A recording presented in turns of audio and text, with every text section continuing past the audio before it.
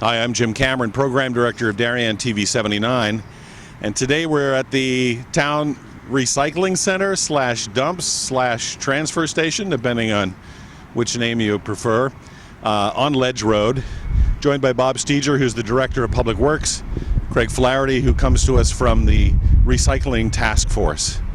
Well, let's talk a little bit about the history first. Bob, how long has this facility been here? I don't quite know. I know it's been here prior to the 1970s. I know that prior to 1972, an incinerator operated on this property, and at that point in time, waste disposal was basically solely a local problem. And then came a push by the state of Connecticut to basically close all local incinerators by raising the standards which they had to reach in terms of operating and emissions and that sort of thing. So in the early 1970s, the incinerator closed. The town joined with a group of other southern Fairfield County towns to join the CRRA and explore alternatives to waste disposal, regional alternatives. So it's not as much a dump anymore as it is a transfer station, which means people drop things off and then they're taken away. Where do they go? Well, the MSW, or garbage, as most people refer to it, ends up the same place it has gone for the past 25 years or so, and that's the Wheelabitter plant in Bridgeport. The other materials here go to various places. What everyone thinks of first in terms of recyclables go to City Carting, who operates their own MRF, or materials recycling facility, and they market the finished product and we derive a revenue from it. Some of the other things go to Long Island, brush and that sort of thing.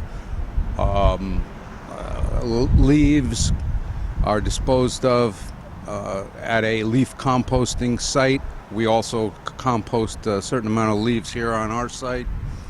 So the point is, nothing, with the exception of maybe some dirt and leaves, stays here on this site. It all eventually is transferred from here to its ultimate disposal site. And the MSW, the municipal solid waste, the garbage, so to speak, is burned to create electricity? It is. By last time I knew, that plant was generating enough electricity to power a town the size of Fairfield. When it was originally built, it was subsidized in terms of the price it could generate from electricity sales. That went away a few years back, so they're still selling electricity, although I don't know how they're doing financially on that. Great. Well, let's take a look inside the facility, and Craig will tell us a bit more about the Recycling Task Force. So we're now inside the gates of the dump, recycling center, transfer station. First of all, what's this gatehouse behind us here, Bob? It's the entry portal for the whole property.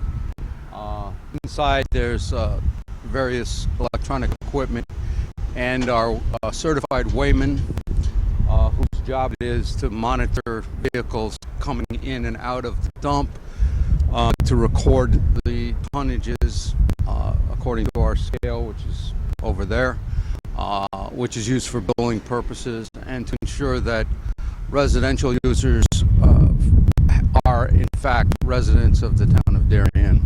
So there's a gate there which you have to have a dump sticker to be able to go through and use this facility. Craig, tell us about the Recycling Task Force and how it got involved with this whole facility.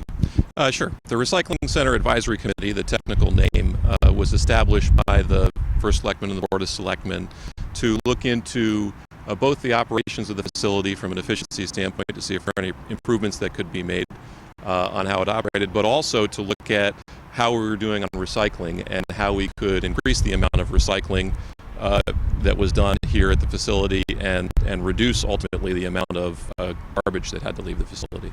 Without getting into all the data points that you collected, what was recycling like 2-3 years ago? Well, I think the two major changes that occurred basically was going to single stream recycling. Prior to going to single stream recycling about 18 months ago, we had commingled recycling. So it was a little more restrictive in terms of what you put in a recycling container. And now many of those restrictions have been removed. Single stream recycling is very encompassing. If it's any one of 5 categories, being glass, metal, plastic, cardboard, or paper, it goes in the same bin and can be recycled and then sorted by city carding. So the effort to switch to single stream recycling and also advertise to all the homeowners that that's the way we're operating has tripled the amount of recycling leaving the recycling center. And what does that mean for the town in terms of cost or income, Bob? Well, every ton that's recycled as opposed to being treated as MSW is a cost differential of $101. So every ton that's recycled results in $86 of cost avoidance due to the fact that we're not paying to process it as MSW, and $15 in revenue, which is what we receive from city carding for our bulk recyclables. So whether you're coming to the dump yourself to get rid of your garbage and recyclables, or you're using a town carter, it's in the interest of the town and all taxpayers to increase the amount of recycling, right? Absolutely. Makes economic sense and environmental sense. Why don't we take a peek inside the weigh station and see what goes on in there with the weighing of trucks as they come in with commercial recycling. We're inside the weigh station now at the front gate of the dump. James Blakeney, you are the weighman on duty today? Yes, I am. And what are your duties in this booth? Weighing the trucks that comes in and checking for stickers to let the cars through. What happens when people show up and they try to get in here and they don't have a dump sticker? Well, unfortunately, I have to turn them back around and till they get a dump sticker. How many cars come in every day? Do you have a rough number on that? Matter of fact, I do. Roughly a day, maybe about 500 cars, 500 to 600 cars. And how many trucks carrying commercial waste? Well, it all depends on season, I would say, because you have your brush trailers, you have your garbage trucks and everything. You know, I would say weekly, maybe about 4 to 5 trucks come in and go out. You know. And you weigh them using this computer. Yes. Weigh them going in and weigh them going out, and the difference is what they've left up here, right? Yes. And here comes another car.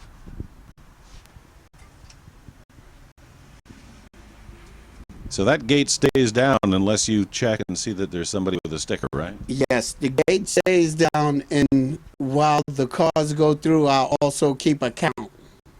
So we know what comes in. And that's where I get my numbers from, the 500 to 600 cars. And the trucks that are weighed coming in and going out, are they automatically billed then for what they've left up here at the dump? Yes, they are. That's great. Mm-hmm. Okay. Thanks so much for your hard work on behalf of the town. All right. Thank you very much for... Just inside the main gate and the weigh station is an oil house. What's an oil house, Bob? It's basically an enclosure for our waste oil tank. Motor oil? What kind of oil? Only motor oil. Anything else is taboo. The motor oil is in fact recycled, and if it's mixed with like antifreeze or something like that, it's of no use to the recyclers. So it's important to control what goes in here. and that's why we see the attendant for the key. So do people change their motor oil in this town? Some people do, surprisingly.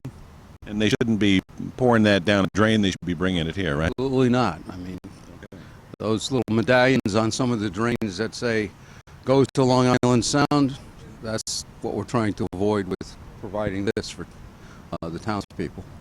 Now, just around the corner here is one of the bigger success stories in recent years here at the transfer station. This is the swap shop. Craig, how did the swap shop get started? The swap shop got started by a number of volunteers that decided it would be a great idea, instead of having what would otherwise be usable materials thrown away, given a space where people could come by and maybe take them. So it is still run by volunteers today. So for any materials that are left in there that don't really rise to the functional level of being usable by someone else, those volunteers keep it organized, and they frequently move material from the swap shop up to the recycling bins and up to the trash bin. So I think just the important thing to say about it is, it's really here for a benefit for all of us. What again doesn't go into MSW saves us money, and keep it clean, keep it organized, and make sure when you're dropping stuff off there, it's stuff that you think is usable to somebody else. One frequent thing that gets left there are electronics like big old CRT TVs. Those really don't belong in the swap shop. They should be up in the electronics bin that we'll see later on the tour. When it's called a swap shop, does it imply that you have to drop something off before you take something out of here? Absolutely not. You can come by as long as you have a sticker to get into the facility. You can take a look into the swap shop, and if you see something you like, it's yours. We'll take a look in there and see what kind of goodies are available. This is one of the real bargain spots in this town. What's the swap shop meant in terms of reduction of MSW? That's a very difficult thing to measure. It's obviously meant something, but it's hard to put a number on it because, and I know that a lot of stuff lingers in your garage or your basement or your attic for years and years and years, and one day you wake up and say, well, I'll take that to the swap shop, or I'm going to clean this out and get rid of it. So although it's obviously it's had some impact, it's really difficult to measure. We don't measure the volumes that are coming in, and the volumes that end up there are lost in the totals of other things. So this is, it's hard to argue that it hasn't had an impact, but just how much that impact is, no one's been able to put a definite handle on. And as Craig said, some of the stuff that's brought here does end up in the dumpsters up there eventually if it's not taken. Now, the town used to do a weekly or an annual spring cleanup, Yes. Where people would leave things out on the curb, furniture, big pieces they didn't necessarily think they could take to the dump themselves. That's been done away with. What's replaced it? We now have bulk pickup by appointment, where on the internet people can access the town's website, and during that period of time, which is early spring to early summer, when we run this program, it's run 2 days a week.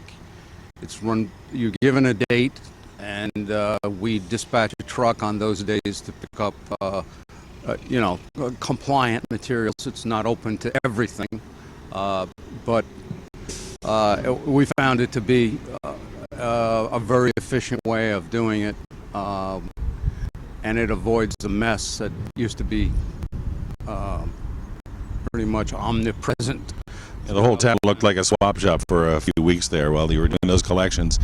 The things that are picked up on those on-call pickups, do they go straight up to the dump up top, or are some of them recycled down here?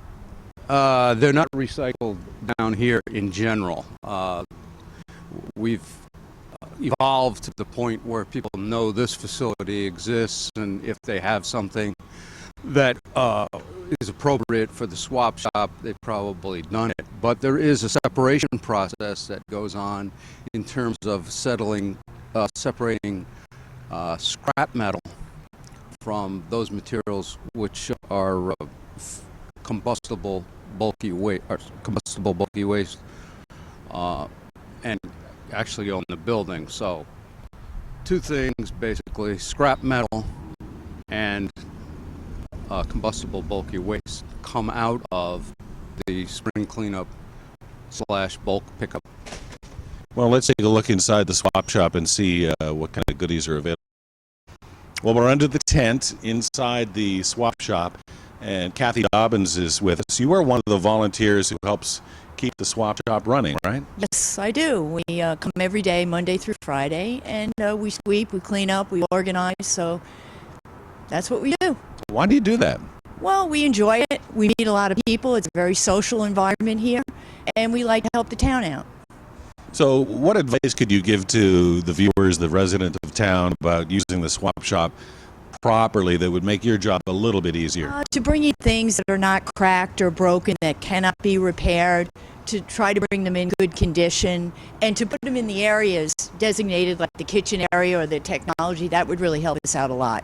So tell us what these areas are. What do we have? We have all the kitchen goods over here, and then we have children's toys and books and CDs, children's items here, and in the back is all our book department, and over here is technology and various other items here, and we also have the sporting good bin in the back where we have a lot of sports items. And there are some things that Craig was saying are sometimes left here that really should be taken up to the top of the dump. The technology that does not work should go right up to the top of the dump, and there's a special area where you can drop those items off.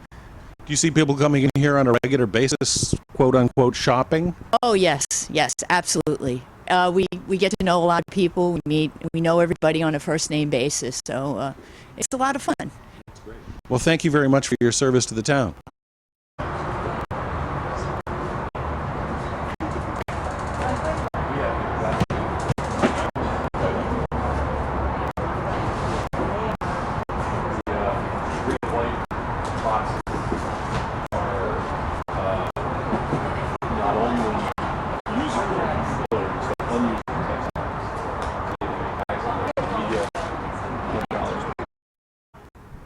Now, the sign outside the swap shop reiterates some of the things that Kathy was saying and Bob were saying earlier.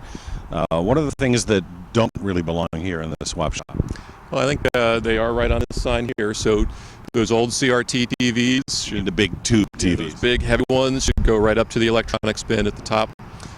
Clothing, we'll take a look at the clothing bins in a second, but they should go in one of the clothing bins. And again, if it's mattresses, there's health issues in terms of the use of a mattress, that those can't be recycled. Unfortunately, those are garbage. And one thing that we didn't say before that we should say now is if you have any questions about any of what we're doing today, all of this information can be found on the town's website under the Recycling Center.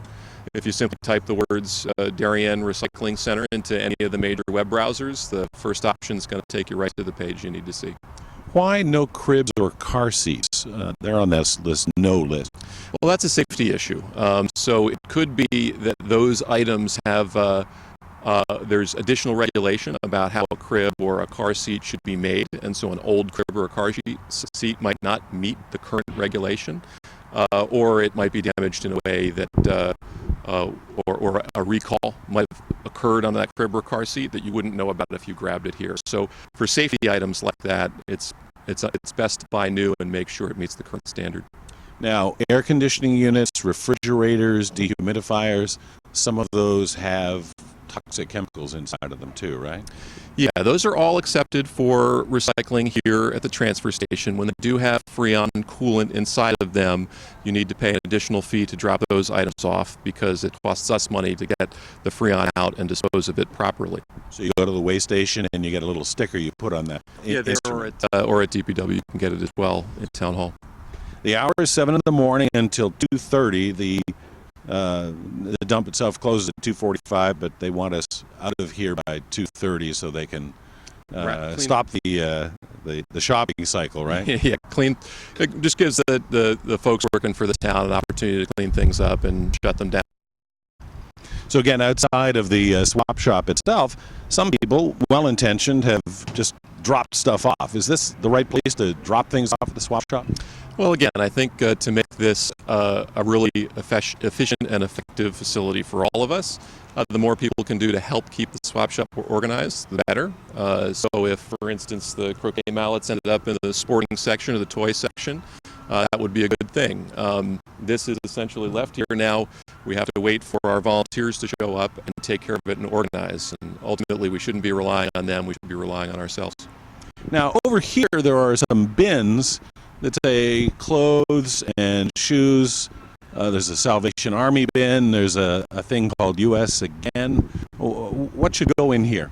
Yeah, so there's several used clothing or used textile bins throughout the recycling center. There's a few down here by the swap shop, and I believe there's a bin or two up by the waste house. And there's two options. Salvation Army, obviously a nonprofit charity. They want usable clothing that they can then give away or send to their Goodwill shops for money raising. The U.S. Again bins, the green and white ones, sure, they're fine with usable clothing as well, but they'll also take used textiles that are unusable, that towel that has a rip in it, the old drapes that nobody wants. You can put those in the green and white bins, and the town actually makes money for each ton of textiles that end up in those bins. Where do those used drapes and towels go in recycling? They have 100 different sources as they sort these used textiles, from as menial as rags in manufacturing plants to as purposeful as clothing for third world countries. So they run through it all, and if it has any use at all, they'll find use for it. So clothing and textiles comes over here instead of under the swap shop tent. Absolutely. So about 100 yards away from the swap shop, there is this beautiful mound of what I inaccurately described as soil. It's not soil, is that right? No, it's finished leaf compost. It's the product of a year or more of decomposition of leaves. What should it be used for? It's a good soil conditioner. Mix it with your garden soils, your planting beds. It has keeps the soils friable and retains moisture more than it would ordinarily. And this is free for the taking, right? It is for residents. And if it doesn't get taken, what happens to it? We don't have that problem. We usually have less than we'd like to have.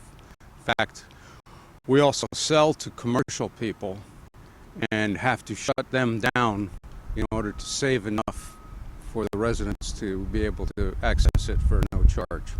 So these were leaves a year or so ago, and they decomposed? More than a year or so ago, but yeah. We'll see the drop-off point for those leaves up top. Let's go up top and see the action center of the...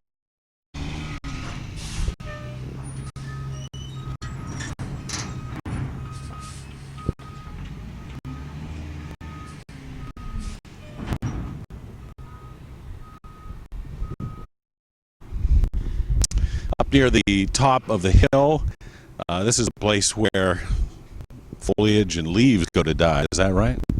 Well, they're usually already dead when they get here, but that's true, Jim.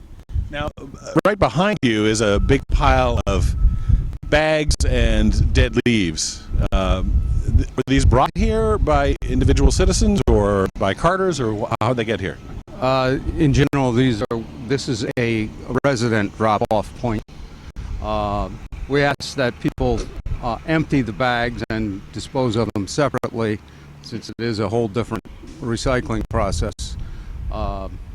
As you can see, we're not always successful in getting compliance with that. But so even though these bags are labeled as recyclable, it helps the town to have them be emptied here, right? yes, definitely. And where do the leaves go from here?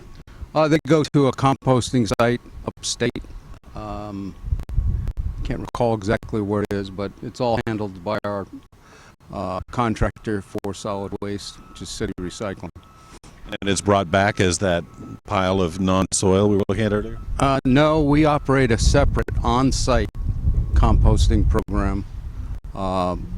which is the source of the finished compost that we make available for the residents.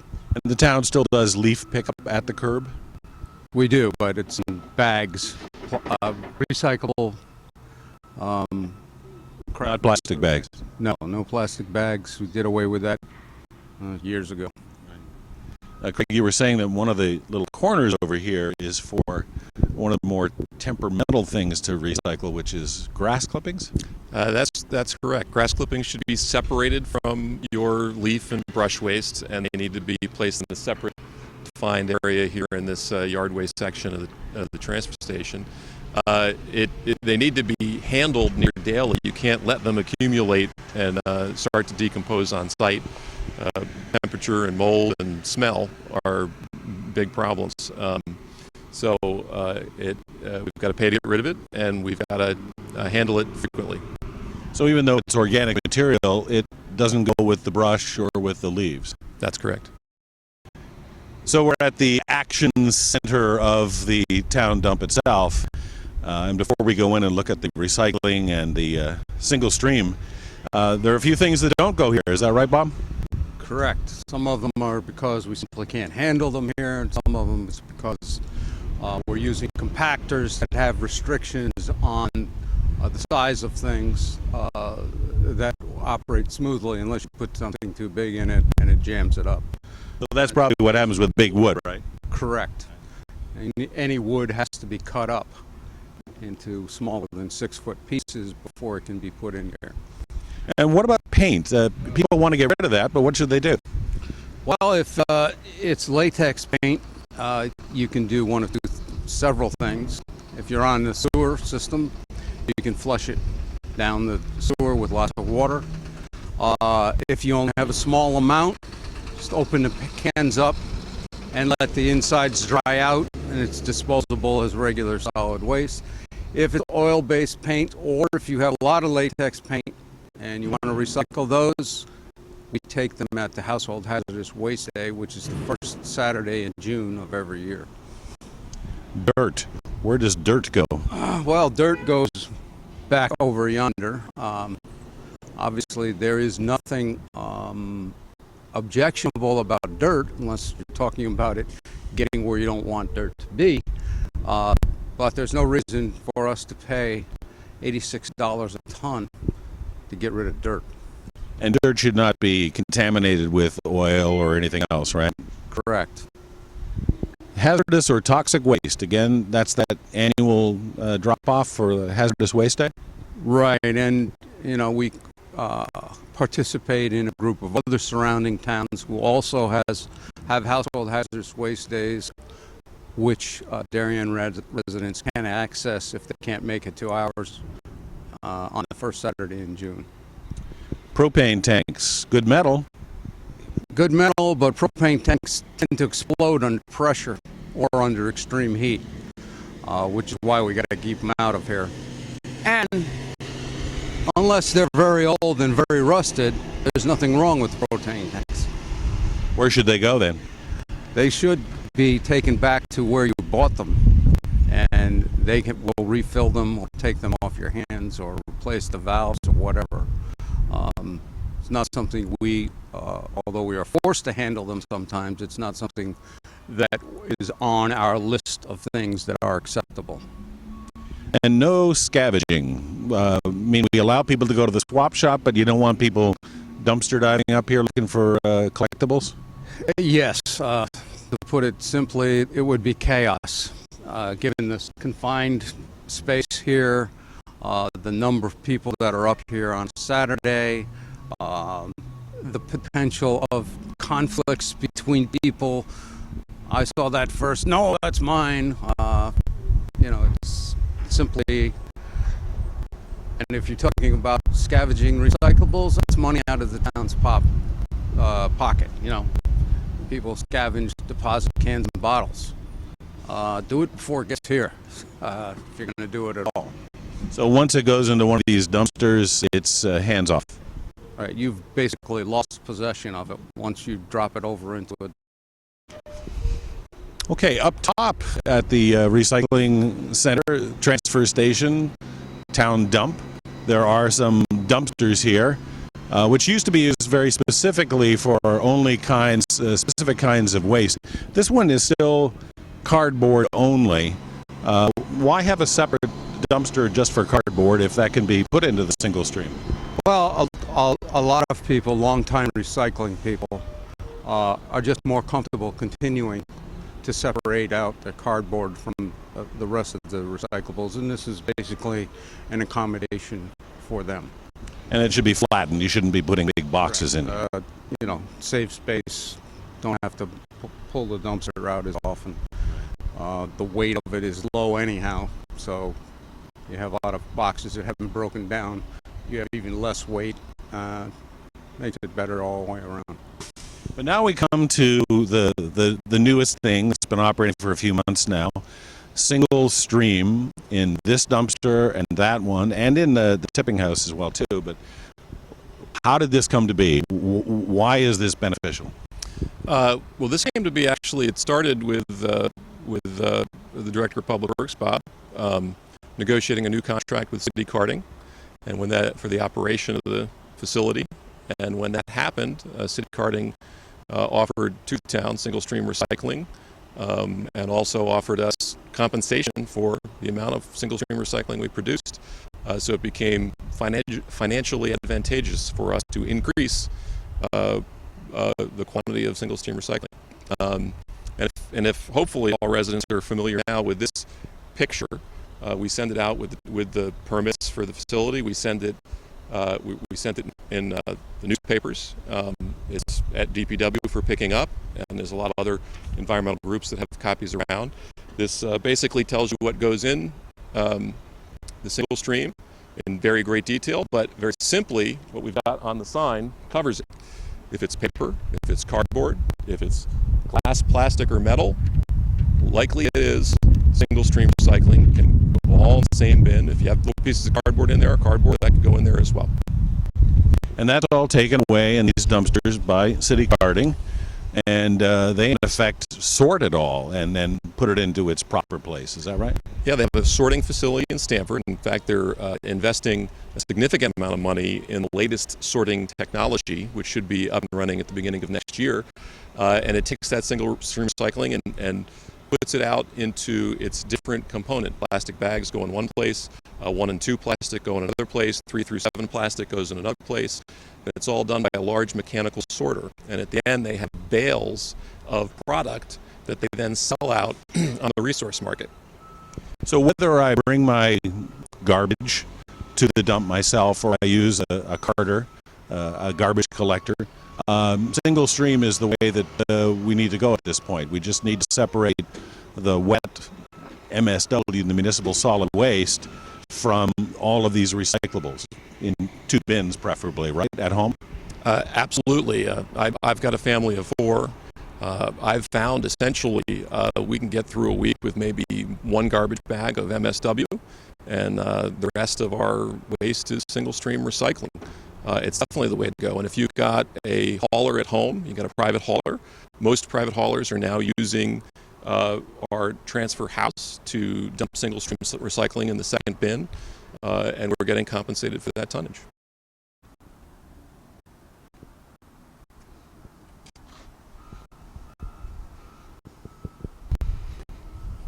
Now, Craig, this dumpster behind us here has a lot of metal in it, so that's obviously not single stream. No, that's kind of bulky, heavy scrap metal. Basically, if it's of a real heavy gauge, it could destroy the sorting equipment that City Carting has. And if it's bigger, essentially, than that old recycling bin you had, it should be in the bulky metal waste. And do the contract haulers that come to my house, will they pick up metal as well too? They won't pick up that bulky scrap metal unless you make a private appointment with them. And over here, Bob, there's a separate bin for tires. Why? What happens to tires? And why are they being collected here instead of at the tire shop where I'm buying new tires? Well, that's an excellent question. We would prefer that the tires return to the original source, which is I don't know. Most people do that. I know I have never taken my old tires back. I'd rather pay the fee, whatever it is, usually $1 or so. But some people do. This is strictly for residents. The idea behind this is so that we don't end up with them dumped on the side of the road someplace or in a vacant lot someplace. And not a lot of it, but there is some of it. Tires are recycled as well too, right? Tires are a tough thing to recycle. There is some tire recycling that gets done. I mean, what most people are familiar with, if they've been to any high school athletic events around here, all of the new turf fields have crumb rubber infill, which is recycled tires. But other than that, there's not a lot of uses for recycled tires that I am aware of. I don't know, Craig. There's a lot of petroleum in there, isn't there? I know, but I'm not sure that they've discovered a way to extract that petroleum. We've been working on fracking instead of that. So tires in there. Wait for a revelation on a better way to handle tires, because we sure have got plenty of them. If you've taken a ride down south any place and driven by one of these tire landfills. In the far corner of the transfer station, this particular container is just for electronics, and we see obviously television sets in there, some computers, printers, etc. Where are these going? These are going to be recycled. I don't know exactly where, but it is a state law now that this all has to be recycled, and the manufacturers of these products pay for the cost of recycling them. So this is a no-cost item for the town, and it may end up being a small revenue source. We're working on that as we speak, but that's basically it. So this is where these old TV sets belong, not down in the swap shop. Exactly. No one wants to even talk about a TV these days. It's not flat screen. So all the CRT TVs, all the old projection TVs, this is where they go. And there's a sign on the side, absolutely no scavenging. I mean, I could see somebody coming up here and thinking some of these TVs look like they're in pretty good shape. Well, there are, in fact, the main reason for, or the main cost driver for this, there are precious metals in these things, in small quantities, of course, but that's the value of them. The electronic components themselves are not worth much more than scrap. There's a lot of plastic in them. That's not worth a lot of money, but there is gold and silver as well. And there's also mercury in some of those tubes, right? Right. And you can get seriously injured if those things break or explode. That's what I'm told, yes. So all electronics right in here. So we're inside the main building now. Julio and Albina, you work here at the transfer station? Yep, yes sir. Correct. And what's your job? Well, our job is, the main goal is try to keep the place nice and clean and all people are happy. So we are trying to recycle the most we can, How you can see, we have recycling for many things. Right. So, example, all this we don't have before recycling for electronics, batteries, large plastic. So every day we are trying to recycle more. And this bin right behind me here is specifically, it says batteries, but it's for car batteries. Yeah, this is for car batteries, and the blue bins over there, you can see this for all small batteries. Yep. And also for fluorescent light bulbs too, right? Yeah, we have the fluorescent light bulbs and the cardboard bags, and the long tubes goes in another behind. These batteries Craig, that's an example. That's a compact fluorescent. Why not just put that in the trash?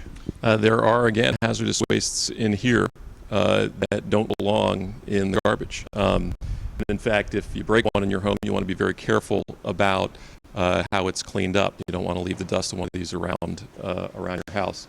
So it needs to be recycled properly, and this is the proper place to recycle it.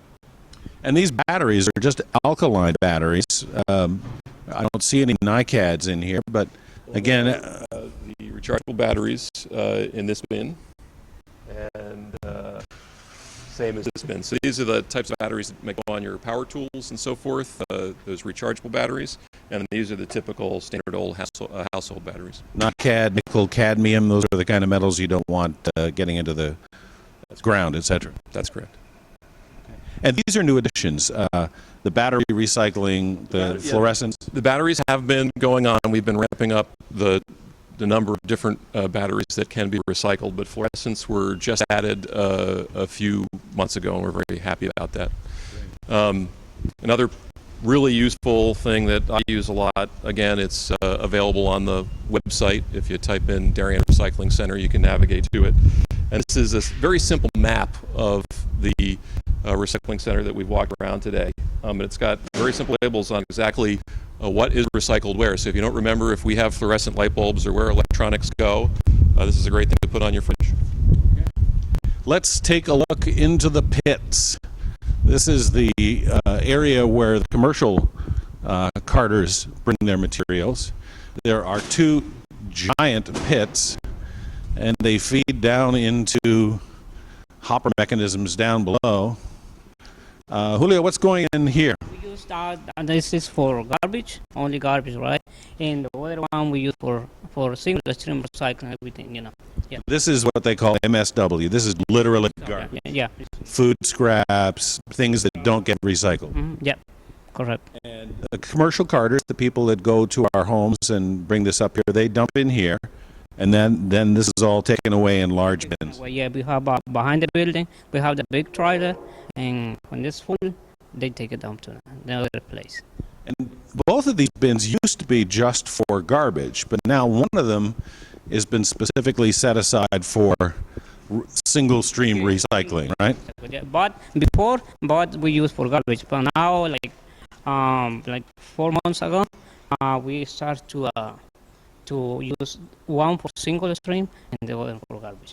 Yeah. And there's a large compactor in there that squeezes all the space out. Correct. Yeah. That's great. Yeah. So now we're down at the bottom of the transfer station below the pits that we looked at a moment ago. The large blue truck is going to be filled with MSW, municipal solid waste, and that's basically garbage, things that can't be recycled, right? That's the garbage, and we showed it to you last today for a reason, because as you come through the recycling center, again, we want you to think of it that way. Stuff can be repurposed and recycled and reused and sold off as a valuable product, and we want you to get rid of all of that stuff before you end up in the last hopper that ends up in this truck that gets burned at the facility, at the Wheelwright facility. So some of that is kitchen scraps and food bits and things like that, but even that could be repurposed, recycled at home, right? Absolutely. You'll find as you get into single stream recycling that a lot of what is left over is simply your food scraps, home food scraps, and food wastes. We certainly encourage individuals to explore composting at home, mixing those food scraps, appropriate food scraps, with leaves and grass clippings and turning them over in their yard, and making your own compost for your garden.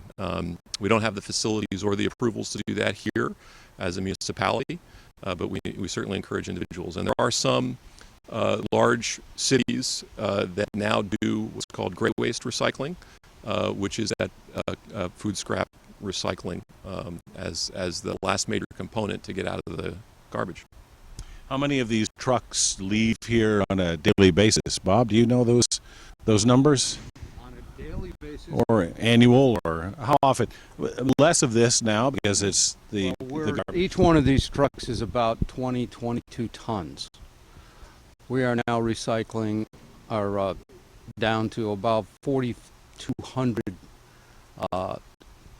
tons of MSW a year. So what is that?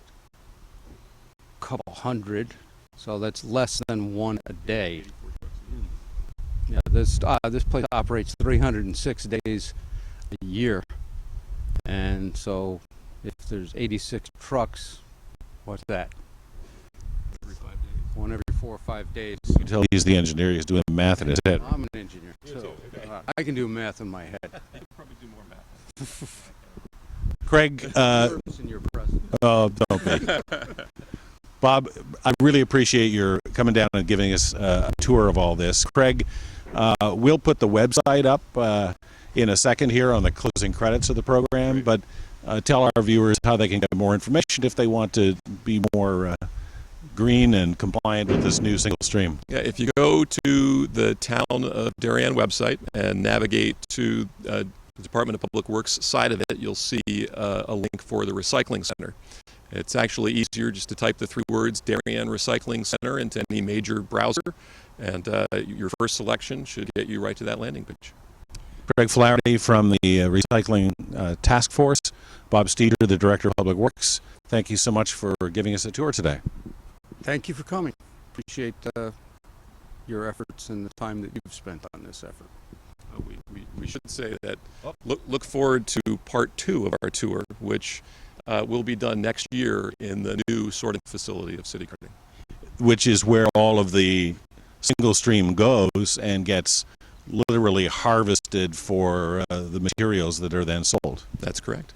We'll look forward to that. That'll be coming up sometime in the next year. So thanks so much for watching. Stay tuned for those websites, addresses, and important phone